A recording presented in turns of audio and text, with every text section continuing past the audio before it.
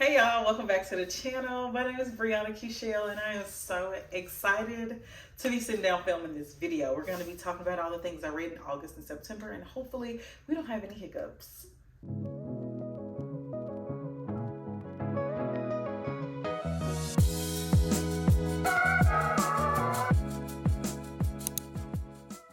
If you have not seen my video from yesterday, then please go watch it and you will understand that I had such a hard time trying to get this video out to y'all. This is my third time trying to record this video. So the first time I tried to record this video, the sound went smooth off. Just smooth out. The second time I tried to record this video, and I felt like the second time was even better than the first. The second time I tried to record this video, it just stopped recording because it said I had no more storage. So my phone has been trying to play with me, but I checked the storage. I should have enough storage to go ahead and get through all of these books. Now, for the 2 months of August and September, first of all, do y'all do the Dobbs? Do y'all like those videos that's like the drink of the day, the outfit of the day, and the beverage of the day? If you're worried about Honey, which you're probably not, but I just wanted to go ahead and tell you, Honey is sitting right here in her cage because she's upset with me because I got on her for messing with my yarn again. So again, if you've not seen my first video, please go check that out because yesterday was a day. Now let's go ahead and talk about these books. I read 14 books in August and September. I read 9 books in August. I read 5 books in September. So my average rating for the last 2 months is a 4.25. I had 4 5-star books. 4 of them. I'm excited to talk about those. I read 4,388 pages. 3 books I read completely physically. 2 books I read completely electronically. And 4 books I read or listened to on Audible or listened to the audio of the book. And then 5 books, there was a mix. So I jumped back and forth. I read mostly romance and fantasy, which sounds a little crazy, but I forgot all about the fantasy I was reading in August. And September was a very heavy romance month for me. Some of these books I already talked about in the vlog, so I won't spend too much time on them, but we are going to start with the 5 stars. And I'm going to start with the 5 stars that I already have on my bookshelf, which is these 2 right here. So I read The Yellow Wife, and I read This Could Be Us. Which one do I want to start with? Let's go to start with This Could Be Us by Kennedy Ryan because I have a whole vlog about this. So this is going to be quick. This is a slow burn romance that involves 2 complex characters. What am I stumbling on my words? Okay, so Soledad and Judah met under some not so great circumstances. Like the way they met, you wouldn't think a romance would start this way. However, that's the beauty of Kennedy Ryan. So Soledad is going through some stuff with her husband, and Judah he's already divorced. He's been divorced for I don't know how long, I forgot, but it's been a little minute. He has 2 teenage boys who are autistic. So we learned those things very early on, and Soledad has 3 daughters, and their relationships with their children is a highlight in this book. That is something that comes up a lot, which I love because they are wonderful parents. I describe this book as 2 complex, complete individuals who are making the choice and the time for each other. Now, this book is, like I said, a slow burn, so it doesn't heat up until later on. But when it heats up, it heats up. So this is a good book. This is a 5-star book. It's not really, to me, that heavy on the romance, but it's still a 5-star book because the self-discovery, the self-help, the self-love that Soledad goes through, the career change that she has to make, and the decisions that she has to make in this book, I think were what drew me to the book and had me keep coming back. I read this physically and I listened to the audiobook as well. But Kennedy Ryan is a fantastic author.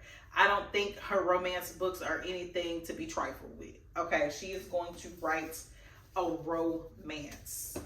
She's gonna write a book first, and if it happens to be romantic, then that's just how it's gonna be.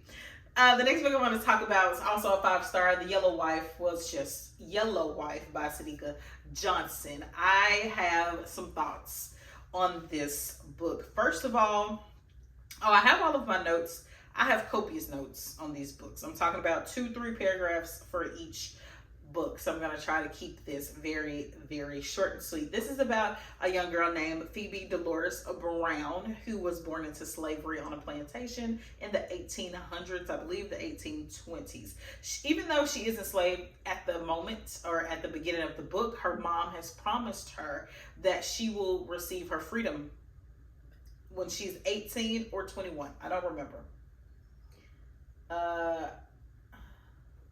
Her 18th birthday. So on her 18th birthday, she's supposed to be free. However, her mom dies suddenly and tragically before that can happen, and she finds herself on the auction block at the Devil's Half Acre. So I didn't know anything about the Devil's Half Acre jail no, it wasn't a plantation, but it was a jail, and it was horrible.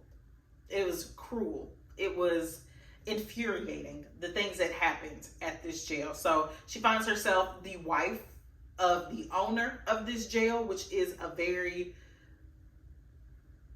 troubling situation. It is traumatic, to say the least.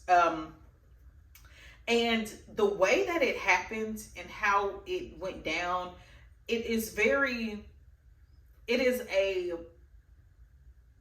a mind fuck. Honestly, I don't like the way that this man treated Phoebe, and then how he flipped the switch was like psychological. It made for an interesting read in the beginning, because I'm thinking to myself, he cannot honestly see her as an equal because of the time. And he shows himself in ways that, like, you expect him to show himself, but then he does things that are a little too nice, you know? So you go into it not really trusting him anyway, but then she ends up being his wife. This position was unsettling, to say the least. But I will say this, her tenacity and her hope for freedom in the future was evident in every paragraph. It seemed like she made one impossible decision right after the other one while trying to hold on to her morals. Because at this point in that position, what are your morals? What does she believe about enslaved people? And what does she believe about people like this man? What's his name? Her husband at the time. There's a scene that sticks out to me because she finds herself in contact with this young woman. And she goes to pray for this young woman, but this young woman grabs her hand and starts praying for Phoebe. And she's telling Phoebe, you don't think you're not doing what you think you're doing. And it is such an eye-opening moment for me as a reader. I don't know, for Phoebe, I think it kind of threw her into something, but she was immediately thrust into something else. Like, something was always happening in this book to where she was just it seemed like always in pain. But this is a 5-star because I could not put the book down, and I was eager to return to it even though it was painful. But the love was prevalent, the hope was contagious, and I truly believed in Phoebe, and I believed for her. So that's why I gave this book a 5-star. Next, another 5-star that I don't have with me. I'm going to talk about Beautiful Broken Love by Shanora Williams. This one is more like a 4.8, but I had to round it up to a 5. You know, Beautiful Broken Love is a sports romance that is like, I was trying to think of another trope, but we'll go with sports romance. It's about a woman named Davina, who owns a skincare line that has like scented moisturizers, scented body lotions and oils and things like that. She has reached out, or her team has reached out to an NBA player. That was a funny story how that happened. But they reached out to an NBA player, and they have decided to work together where the NBA player is going to be the face of their brands. They're going to be in partnership with each other. Davina is newly out,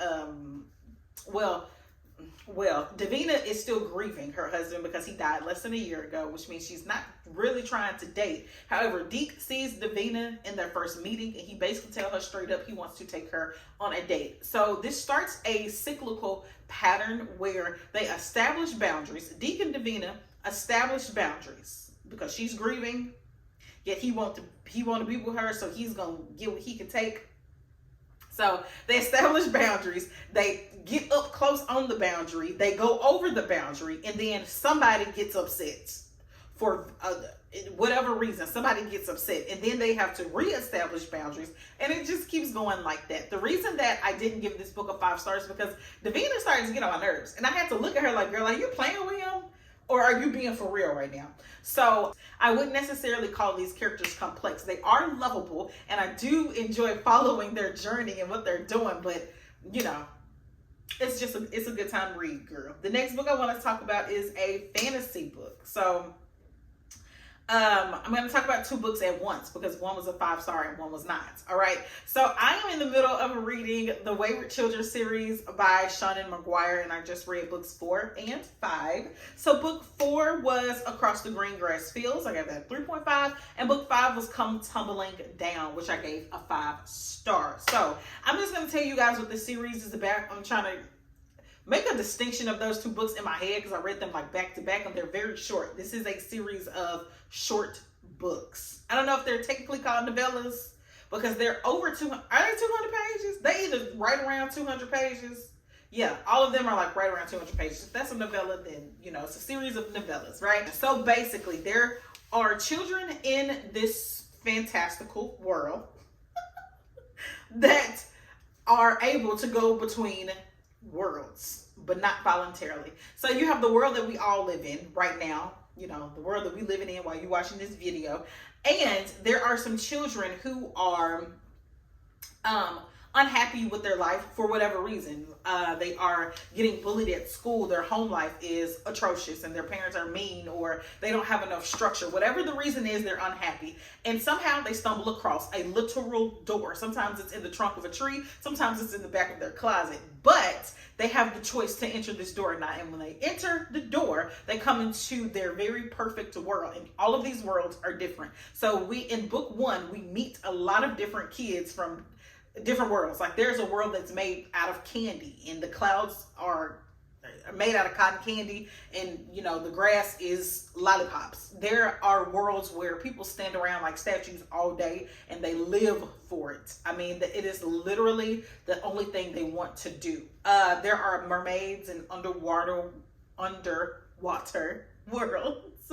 So every single child has their different world. I don't think we've met any children from the same world yet. So when they come back, if they come back to this world that we all live in, there is this woman named Eleanor West who has had this experience as a child, and she's gotten older and grown, and she has decided to open a school for children who were once like her. So she's opened this school for these kids that basically come back talking nonsense. Like you come back to your parents' house and you talk about a world where you had bubble gum as leaves, your parents might think you crazy. Or you come back talking about a goblin market or something. Like your parents might be like, okay, you've been gone for 3 years and you telling me that you've been at a goblin market? You know, so there's a little bit of a disconnect between the parents and the children. So they send them to Eleanor West's school. Every odd book, so start with the first book, it starts off in Eleanor's school where all the kids are together. They're focused on this found family unit, but every even book is about a specific child in their specific world. So this is how I know so much about all the different worlds, because every even book we spend in a different world. You get it. Okay, cool. The 4th book, Across the Green Grass Fields, was about this young girl who went into a world that was just like greenery and lush, and there were centaurs and just different types of animals and horses and, you know, all types of things. So that book ended in a way that shocked me, which is why I gave it a 3.5, because at first it was just a cool book, because these books are so heavy sometimes on the fantasy that I forget, after I've read it, I forget that there are some very important, heavy conversations to be had. Hopefully that gives you an overview about what the series is about. It's hard for me to tell you what each book is about without spoiling it. So yes, if you like fantasy, you want a quick, short read that may or may not have some heavy topics in it, go ahead and pick up the Wayward Children series by Shannon McGuire. Now let's talk about my 4 stars. Let's hop on back over to romance real quick. I'm gonna talk about Plus Size Player because I already have a vlog about this, and the only thing I have to say, that's how you write a romance, okay? Danielle Allen, girl, you put your foot into that book. Plus Size Player is book 2 in the Curve series by Danielle Allen, and it follows this young woman. I think she's like 30 or 31. Her name is Nina, and she is unapologetically satisfied with her dating life because she will tell you with a straight face, chest out, that she is gonna date whoever she wants to date, however many men she want to date. That's gonna keep her satisfied, honey. So she is in the fashion business, like I said. She is just unapologetically, like, just out there, girl. You know what I mean? Her fashion is on point. Her hair, her makeup, she is on point. I believe she's a model, and she has the most, like, her confidence, baby, is on 10. So she has a roster, all right? So Nina keeps a roster. She keeps multiple men in rotation, and she always has nicknames for them, like the smart one, the funny one, the adventurous one, you know, things like that. But Russ, the male main character, basically said, I'm not going to be on your roster no more. It's me and you, and that's it. So to go from a woman who has a roster to a woman that wants to just be with one man because she is realizing, or maybe not, like, does he fulfill every single thing that she needs, and then to go to their complications with their work environment, to get all the way to the ends of the book. It's a whole storyline, baby. It's a whole storyline. Now, unlike the other romance books that I've talked about, this one hits the ground running with the steam. Okay, it come on with it in like chapter 1, 2, maybe. So if you want something like that, this is just your average, I think, contemporary romance, and it is a little steamy. So, you know, keep that in mind. Next, I want to talk about 10,000 Hours with a Billionaire Menace. Oh, Plus Size Player, I gave a 4. 10,000 Hours with a Billionaire Menace, I gave it 4.25. The first thing I typed into my computer was, this man is absolutely insane. At the beginning of the book, they tell us that he's diagnosed with OCD and ADHD. However, I think he missed his appointment to get tested for insanity. You know what I'm saying? Like, I think his parents, were a little too swift. Maybe they forgot to check a box, or maybe he got hungry, so they decided to leave early. I don't know what happened, but they missed the insanity diagnosis. Maybe I'm thirsty. Maybe that's why I keep messing up. So in this book, we are following this young woman named Stevie, who is a nail tech artist, and she has a best friend named Priscilla, who is in some unsavory business, and she gets herself tied up in some stuff, and she drags Stevie along with her. So what happened is Priscilla goes to get her nails done by Stevie, and Stevie is thinking that Priscilla is her best friend. Priscilla says, hey, Stevie, girl, you've been working hard. How about you come on to an all-expenses paid vacation with me and my man to the Bahamas? And Stevie's like, yeah, girl, I would love to go to the Bahamas on all expenses paid trip with you and your man, okay? As long as we get a little girl time, get a little sisterhood time, and they get down there, and Stevie is, taking a moment for herself. She runs herself a little bubble bath, dip her head under, comes up refreshed, and it's a man standing at the bottom of her tub. What? Like any sane woman, she freaks out, and this man got Stevie's clothes in his hand, and he like, put that on, because you coming with me. So that's how the book jumps off. I mean, we find that out in the first couple chapters. And Stevie has a background. She has a past and a history with a trifling family that comes up later on. And you can see why she's making certain decisions the way she's making them because of her family life. And then we have Menace, the male main character, the one who is, I think, clinically crazy. He's the leader of one of the founding families on Staten Island. And all the other families have basically told him, like, Menace, you need to get your life together, get a woman, and you need to get her pregnant. So this little playboy shit you got going on, yeah, wrap that up, because we need you to go ahead and produce an heir, because what you think this is.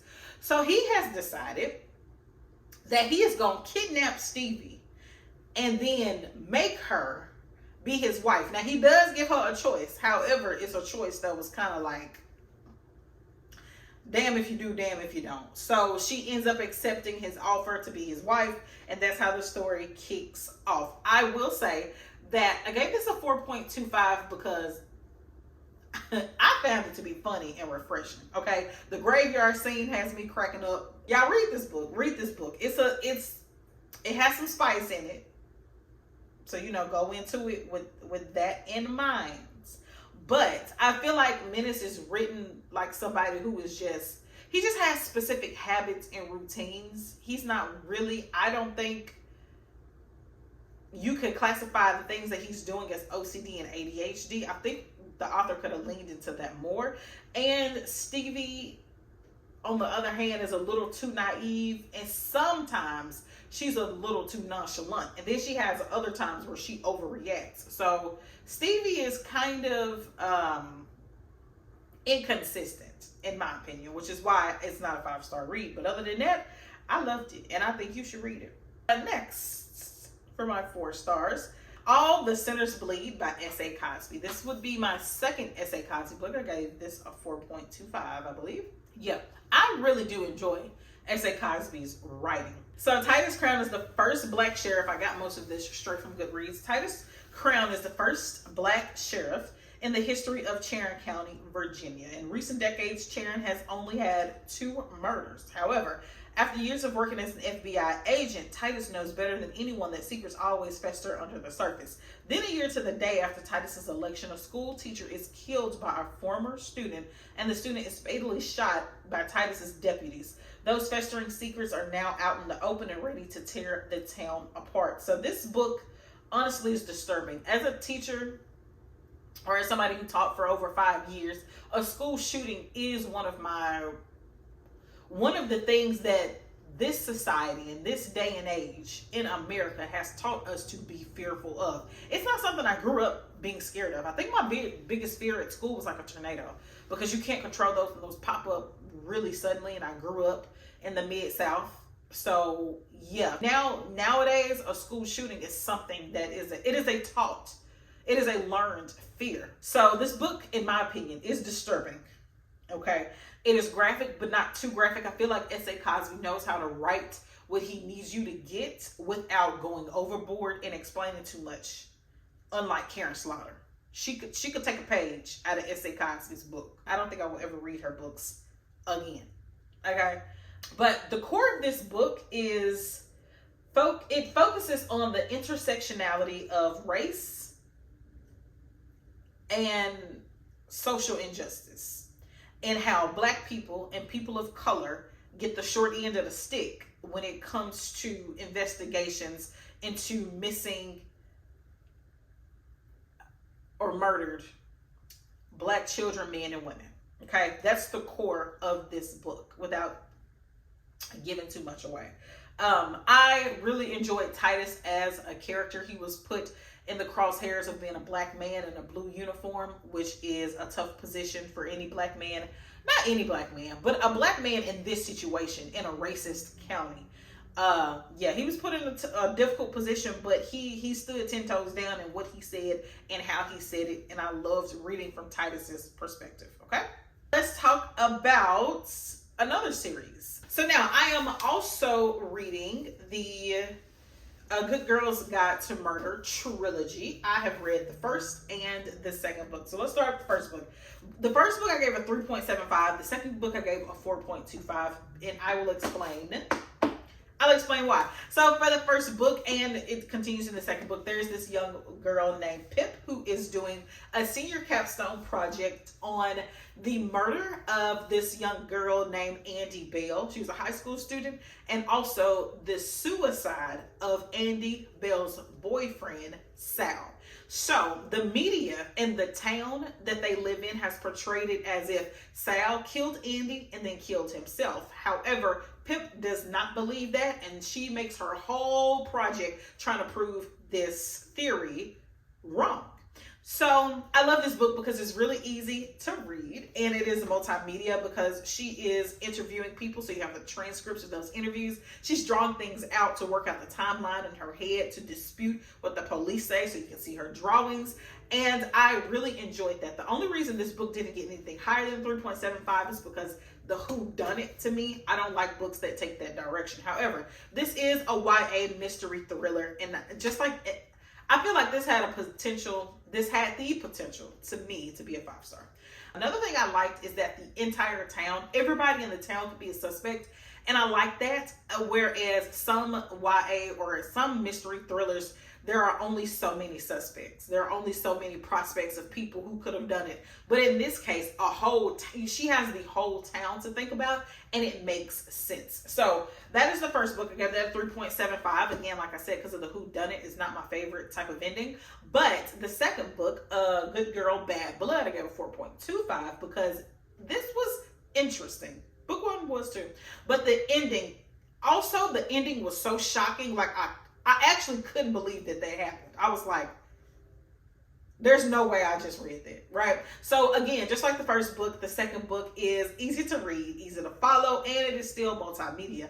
I read both of these physically. I would be interested to see what the audiobook sounds like. So if you are an audiobook person, check it out and let me know if they do more than one narrator and how it sounds. I'd be interested to see how they would, like, the interviews would be interesting, but then do you miss out on the drawings? I don't know.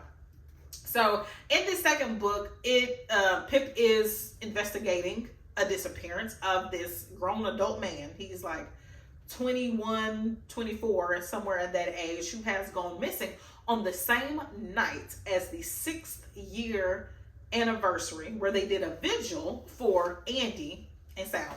So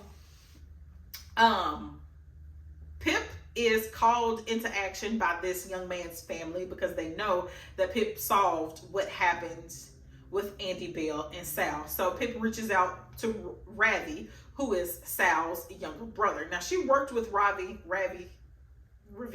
She worked with him in the first book. Like, he was basically the second main character. And I like their relationship. They're really, really funny, but that's a whole nother conversation. Okay, because she is barely out of high school and this man is in college, and I want them to just stay friends, for the love of God. Anyway, Pip reaches back out to Ravi, whatever, and they try to solve this disappearance. So even though book one, I feel wrapped up very, very nicely, Holly Jackson did not leave a lot of loose ends. The few loose ends that she did leave, they wrap up in this book, which I enjoyed the way she did that. We are starting to get another storyline in Pip's arc, her evolution from book one to book two. She's becoming a little unhinged. So I'm very excited to see how Holly Jackson is going to end this series off. So yeah, I would say pick these up if you like YA mystery thrillers. That it is heavy. I ain't even gonna say it's not heavy. Sorry. Okay, I only have a few more to talk about. Let's talk about my 3 stars. Let's start with another series. Another trilogy. I talked about these books a little earlier, I believe, in my other wrap up, but I'm reading the Tethered trilogy by Shanora Williams. I read the second book back in August, and this is just a fantasy romance about this young woman named Willow who is sucked up into a fantastical fantasy world where she meets her a man named Cass, who is her soulmate, and she doesn't even know it. So the way that they meet is unconventional. Basically, Willow is sucked up into this world, and she is met face to face with a werewolf. Come to find out that Cass owns the werewolf. So Cass calls the werewolf off, and then put a gun in her face. So then they find out that they're fated mates. They're tethered to each other, but they don't want no parts of this. Because if I meet you and the first thing you do is put a gun in my face, I don't want no parts of you. So the whole first book is about getting the Willow back to Earth and all the obstacles that they run into trying to get Willow back to Earth. Even though this is a fantasy, it's not really a high fantasy. In my opinion, it sounds like Earth with a lot more violence and some magical elements. Like they have the equivalent of like witches and psychics and things like that, just with a higher power. But mostly it's just like Earth with a lot more violence. So the second book is about them continuing their story now that they have found their way to Earth, and now Kaz is the fish out of water on Earth. Because in the first book, Willow had to get used to his environment in his world. Now Kaz is on Earth and he has to get used to Willow's environment in her world, and it's not going great. Okay, some funny scenes in book 2. And then they go back to Kaz's world. So it's a whole lot, right? And it just seemed like both books, but book number 2 especially, it just seemed like they were always bouncing around doing something. The romance was romancing sometimes, and sometimes it wasn't. I just got sick of being in it. So hopefully at some point I will finish this book. I don't necessarily recommend it unless you just like romantasy. If you enjoy a romantasy book in general, like my sister would love this book. I think she would love this series. I'm pretty sure I told her about it because this is just right up her alley. If you like romantasy and adult romantasy, pick it up. A lot of action, high-packed action, and a little bit of spice. Perfect for you. Next, and the last book I want to talk about is Bemused by Farrah Rashan. Now, I know about Farrah Rashan because, baby, me and Farrah Rashan go way back to the library back home, and just to prove my point. So, this is Farrah Rashan's book from like 2010. I checked this out probably when way too young to be reading something like this, and it is from the library. So, sorry about that. If y'all watching, don't come get me, library. I'm sorry. But yes, I have an old Farrah Rashan book, baby. She used to write romance on top of romance on top of romance. So, I really enjoy Farrah Rashan's writing. I also love the movie Hercules, and the muses are the best part. They are what make the movie. So, you put those two things together, and that is a 5-star prediction for me. However, this just ended up being like a 3.5. Okay, so the book Bemused is the untold origin story of the 5 muses from Disney's Hercules movie, right? And it follows these 5 sisters. The oldest name is Calliope. And they all 5 sisters have the gift or a gift in the performing arts. One of them is really good at singing, one is really good at dancing, one is really good at writing poetry. All of them have a gift and they all blend well together. So one day they decide to put on a show, a whole performance for the entire town. And usually their mom loves when they perform for her, but at this particular performance, the mom gets upset and she just storms off. They run after their mama and they get back to the house and they notice 2 men are there tussling with their mama. And they can't help her. No, they can't help her. And they just have to watch these men kidnap their mama. So now they have to go on a journey to Mount Olympus to help the gods for help, or to ask the gods for help in finding and rescuing their mothers. I went into this book thinking that I was going to love it because I thought it was going to be like the movie, but I was slightly let down. I guess I was expecting a little bit more magic, a little bit more oomph to it. I don't know what I was expecting, but it wasn't this. I gave it a 3.5 because I enjoyed the story, I enjoyed the sisterhood, and it was cute. But yeah, I was a little let down. Last but not least, let's talk about my DNF. My only DNF this month was Rest Stop by Nat Cassidy. This is about a young man who is on a road trip that he has put off for a very long time. He is on his way to see an ailing family member, but he don't really like this family member like that, so he put this trip off, right? So somehow or another, he ends up at this rest stop because he got to use the bathroom, and it was late at night, like middle of the night, late. And he stopped at this sketchy shady ass rest stop. He go in there, do his businesses, and when he tries to leave, the door is locked from the outside and he cannot get out. And the things that occur in just the first 30% of this book had me put it down. I'm not a horror girly. I have come to realize I don't want to read stuff like that. Because what was happening was demented. Like, I don't even know how Nat Cassidy thought about some stuff that happened. So I DNF'd it, and then I looked up the ending, and I shouldn't have done that. I shouldn't have done that because Nat Cassidy was big tripping when he wrote this book, and I don't recommend it, actually.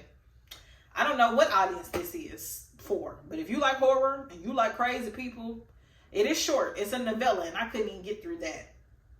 So, yeah. You got to be a different type of person to get through that book. So, yeah, that is my wrap-up. I'm always very, very confused on how to end my wrap-ups. I wish I had something like fun or something cute to say. The only thing I have to say is happy reading. I really hope you guys enjoy what you pick up this month. Leave me a comment down below. Let me know some of your recent 5 stars. And if you have any recommendations for me, I would love to hear them. Until the next time, bye.